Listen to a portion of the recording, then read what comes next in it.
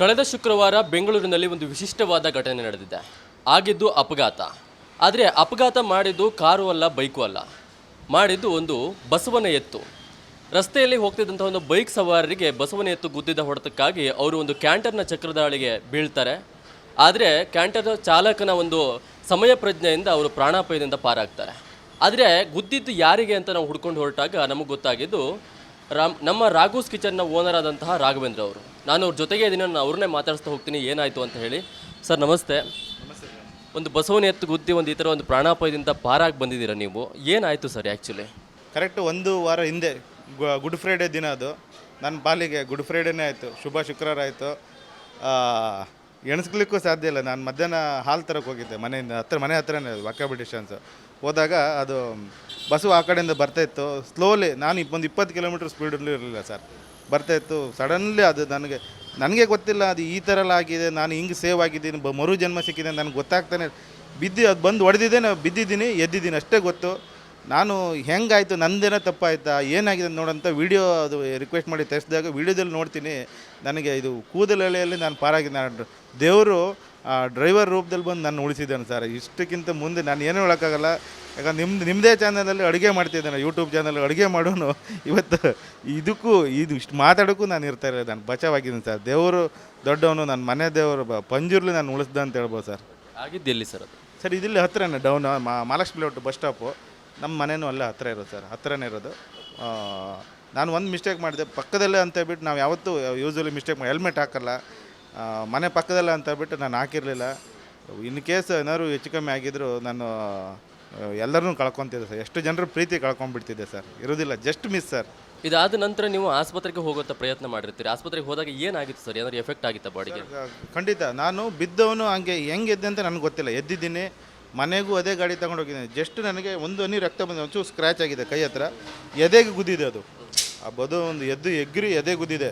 ಗುದ್ದಿದ್ದು ಹೊಡ್ತಾಗ ನನಗೆ ಇಲ್ಲಿ ಎದೆ ಸ್ವಲ್ಪ ಡಾಕ್ಟರ್ ಹತ್ರ ಹೋದಾಗ ರಿಬ್ಸ್ ಸ್ವಲ್ಪ ಕ್ರ್ಯಾಕ್ ಆಗಿದೆ, ನಿಮ್ಗೆ ರಿಕವರ್ ಆಗುತ್ತೆ, ಒಂದು 10-15 ಡೇಸ್ ಬೇಕು, ಗಾಡಿ ಎಲ್ಲ ಓಡಿಸ್ಬೇಡಿ, ರೆಸ್ಟ್ ಮಾಡಿ ಅಂತ ಹೇಳಿದೆ ಸರ್. ಮೆಡಿಸಿನ್ ನಡೀತಾ ಇದೆ ಇವಾಗಲೂ. ಒಂದು 5-6 ದಿನ ಫುಲ್ ಬೆಡ್ ರೆಸ್ಟ್ ಮಾಡಿದ್ದೀನಿ. ಈಗ ಸ್ವಲ್ಪ ಓಡಾಡ್ತಿದ್ದೀನಿ ಸರ್, ಪರವಾಗಿಲ್ಲ. ಹಾಂ ಸರ್. ಈಗ ಲಾರಿ ಡ್ರೈವರ್ ಸಮಯ ಪ್ರಜ್ಞೆ ಅಂದರೆ ನೀವು ಉಳಿದಿದ್ದೀರ ಅಂತ ಹೇಳ್ಬೋದು. ಅವ್ರಿಗೆ ಏನು ಹೇಳ್ತೀರಾ? ಅಯ್ಯೋ, ಅವರು ಲಕ್ಷ್ಮಣ ಅಣ್ಣ, ನೀವು ನಮ್ಮ ಪಾಲಿನ ದೇವರು ನಿಮ್ಮ ರೂಪದಲ್ಲಿ ಬಂದು ನಾನು ಉಳಿಸಿದ್ದಾನಣ್ಣ, ಅಷ್ಟೇ ಅಣ್ಣ. ಇದಕ್ಕಿಂತ ಮುಂದೆ ನಾನು ಏನೂ ಹೇಳೋಕ್ಕಲ್ಲ. ನನ್ನ ಲೈಫು ಕೊನೆ ಉಸಿರಿರೋ ತನಕ ನೀವು ನಮ್ಮದು ಒಂದು ಫ್ಯಾಮಿಲಿ ಮೆಂಬರು.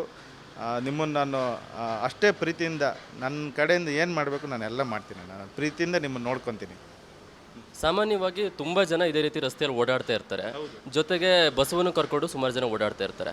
ಈಗ ಬಸವನ ಕಟ್ಕೊಂಡು ರಸ್ತೆಯಲ್ಲಿ ಹೋಗೋರಾಗಿರ್ಬೋದು ಅಥವಾ ಅಂಥ ಸಮಯದಲ್ಲಿ ರಸ್ತೆಯಲ್ಲಿ ಓಡಾಡೋರಾಗಿರ್ಬೋದು, ಅವ್ರಿಗೆ ಏನು ಹೇಳೋಕ್ಕೆ ಇಷ್ಟಪಡ್ತಾರೆ? ಹೌದು, ಯೂಸ್ವಲಿ ಈಗ ನಾವೇ ಆಗಲಿ, ಈಗ ನಮ್ಮ ಮನೆಯಲ್ಲಿ ಯಾರೇ ಆಗಲಿ, ಮಕ್ಕಳೆಲ್ಲ ಇದ್ದರೆ ಬಸ್ಸಿನ ಹೋಗಿ ಆಶೀರ್ವಾದ ತೊಗೊಳ್ಳೋದು ಅದು ತಪ್ಪಲ್ಲ, ಹೋಗಿ ಮುಟ್ಟಿ ಆಶೀರ್ವಾದ ತೊಗೊತಾರೆ. ಬಟ್ ಯಾವ ಸಿಚುವೇಶನ್ ಹೆಂಗಿತ್ತು ಅಂತ ನನಗೆ ಗೊತ್ತಿಲ್ಲ. ಈಗ ಸಮ್ಮರಿಗೆ ಹಂಗಾಯಿತು, ಅದು ಯಾವ ಉದ್ದೇಶಕ್ಕೆ ಅದು ಆ ಥರ ಮುಖ ಪ್ರಾಣಿಗಳು ರಿಯಾಕ್ಟ್ ಮಾಡ್ತಾರೆ ನಮ್ಗೆ ಗೊತ್ತಿಲ್ಲ. ನಮ್ಮ ಕೇರ್ಫುಲ್ಲಲ್ಲಿ ನಾವು ಇರಲೇಬೇಕು ಸರ್. ಯಾಕಂದರೆ ಅವ್ರ ಮೈಂಡಲ್ಲಿ ಏನಿರುತ್ತೆ ನಮ್ಗೆ ಗೊತ್ತಿರಲ್ಲ. ನಾವು ಹೋಗಿಬಿಟ್ಟು ಮುಟ್ಟೋದು, ಏನು ಮಕ್ಕಳು ಇದು ಮಾಡೋದು, ಅದು ನೋಡಿ ಇದು ಯಾವ ಥರ ಎಗರಿದೆ ಊಹಿಸ್ಲಿಕ್ಕೂ ಸಾಧ್ಯವಾಗಲ್ಲ. ನಮ್ಮ ಕೇರ್ಫುಲ್ಲಲ್ಲಿ ನಾವು ಇರಬೇಕು. ಮತ್ತು ಅವರಿಗೂ ಸ್ವಲ್ಪ ಇನ್ಸ್ಟ್ರಕ್ಷನ್ ಕೊಟ್ಟಿದ್ರೆ ಒಳ್ಳೇದು ಅನಿಸುತ್ತೆ. ಅವ್ರು ಏನು ಫಾಲೋ ಮಾಡಬೇಕು ಗೈಡ್ಲೈನ್ಸು. ಬಸ್ಸನ್ನು ತೊಗೊಂಡು ತಿರುಗ್ತಾರಲ್ಲ, ಅದಕ್ಕೆ ಏನು ಟ್ರೈನ್ ಆಗಿದೆಯೋ ಇಲ್ಲೋ ನಮಗೆ ಗೊತ್ತಿಲ್ಲ ಸರ್. ಹಾಂ ಹೌದು. ಆಮೇಲೆ ಇನ್ನೊಂದು ಮಾತು ಹೇಳಿದ್ರಿ ನೀವು ಮಾತಾಡ್ತಾ, ಇಲ್ಲೇ ಹತ್ತಿರ ಅಂತ ಹೇಳಿ ನಾವು ಆರಾಮಾಗಿ ಬೈಕಲ್ಲಿ ಓಡಾಡ್ತಾ ಇರ್ತೀವಿ, ಹೆಲ್ಮೆಟ್ ಅದು ಇಲ್ಲ ಅಂತೇಳಿ. ಅಂಥವ್ರಿಗೆ ಈಗ ಸುಮಾರು ಜನ ಅದೇ ಕೆಲಸವನ್ನು ಮಾಡ್ತಾರೆ. ಅವ್ರಿಗೆ ಏನು ಹೇಳೋಕ್ಕೆ ಇಷ್ಟಪಡ್ತೀರಾ? ಪಕ್ಕದಲ್ಲೇ ಅಲ್ವಾ, ಏನು ತೊಂದರೆ ಇಲ್ಲ, ಅಲ್ಲಿ CC ಕ್ಯಾಮರಾ ಇಲ್ಲ ಅಥವಾ ಮೇನ್ ರೋಡ್ ಅಲ್ಲ, ಹಂಗೆ ತಿಳ್ಕೊಂಡು ನಾವು ಪಕ್ಕದಲ್ಲಿ ಹಾಲು ತರೋಕೆ ಇದಕ್ಕೆ ಹೋಗ್ತೀವಿ.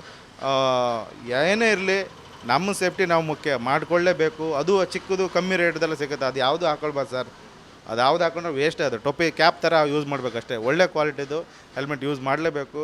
ಬೈ ಚಾನ್ಸ್ ನಾನು ಬಿದ್ದಿದ್ರು ಒಳ್ಳೆ ಕ್ವಾಲಿಟಿ ಹೆಲ್ಮೆಟ್ ಹಾಕ್ಕೊಂಡಿದ್ರು ನಾನು ಬಚಾವಾಗ್ತಿದ್ದೆ, ಅಂದರೆ ಸೇಫ್ ಆಗಿರ್ಬೋದಿತ್ತು. ಇದು ಮಾತ್ರ ದೇವರ ಅನುಗ್ರಹ ಇಲ್ಲದೆ ಇದ್ದೀವಿ. ಅವರು ಬ್ರೇಕ್ ಹಾಕೋಕ್ಕೆ ಸಾಧ್ಯನೇ ಇಲ್ಲ. ಯಾಕಂದ್ರೆ ನಾನು ಮಧ್ಯದಲ್ಲಿ ಬಿದ್ದಿರೋದು, ಮುಂದುಗಡೆ ಎಲ್ಲ. ಆ ಡ್ರೈವರ್ ಅವರಿಗೆ ಕನ್ಫ್ಯೂಸ್, ಅವರೇ ಹೇಳ್ತಿದ್ದಾರೆ ನಾನು ಹಿಂಗೆ ಮಾಡಿದ್ದೆ ನಂಗೆ ಗೊತ್ತೇ ಆಗ್ತಾಯಿಲ್ಲ ಸರ್ ಅಂತೇಳ್ಬಿಟ್ಟು, ಬದುಕಿದ್ದೀರ ಅಂತ. ಇಷ್ಟೆಲ್ಲ ನಾನು ದೇವರ ಅನುಗ್ರಹ ಸರ್. ಇದಕ್ಕಿಂತ ಮುಂದೆ ಏನು ಹೇಳೋಕ್ಕಾಗಲ್ಲ, ನಾನು ಬಚಾವಾಗಿದ್ದೀನಿ ಸರ್.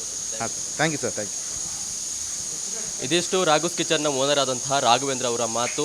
ಸದ್ಯಕ್ಕೆ ಚಾಲಕರ ಸಮಯ ಪ್ರಜ್ಞೆಯಿಂದಾಗಿ ಅವರು ಪ್ರಾಣಾಪಾಯದಿಂದ ಪಾರಾಗಿ ಬಂದಿದ್ದಾರೆ. ಕ್ಯಾಮ್ರಾ ಪರ್ಸನ್ ಧನುಷ್ ಜೊತೆಗೆ ಶರತ್, ವಿಸ್ತಾರ ನ್ಯೂಸ್. ಅನುಕ್ಷಣದ ಸುದ್ದಿಗಳಿಗಾಗಿ ವಿಸ್ತಾರ ನ್ಯೂಸ್ ಯೂಟ್ಯೂಬ್ ಚಾನೆಲ್ ಸಬ್ಸ್ಕ್ರೈಬ್ ಮಾಡಿ. ಹೊಸ ಸುದ್ದಿಗಳ ನೋಟಿಫಿಕೇಶನ್ಗಾಗಿ ಬೆಲ್ ಐಕಾನ್ ಕ್ಲಿಕ್ ಮಾಡಿ. ಲೇಟೆಸ್ಟ್ ಅಪ್ಡೇಟ್ಸ್ಗಾಗಿ www.vistaranews.com ವೆಬ್ಸೈಟ್ಗೆ ವಿಸಿಟ್ ಮಾಡಿ. ಅಂಗೈಯಲ್ಲೇ ಜಗತ್ತಿನ ಸುದ್ದಿ ತಿಳಿಯಲು ವಿಸ್ತಾರ ನ್ಯೂಸ್ ಕನ್ನಡ ಆಪ್ ಡೌನ್ಲೋಡ್ ಮಾಡಿ.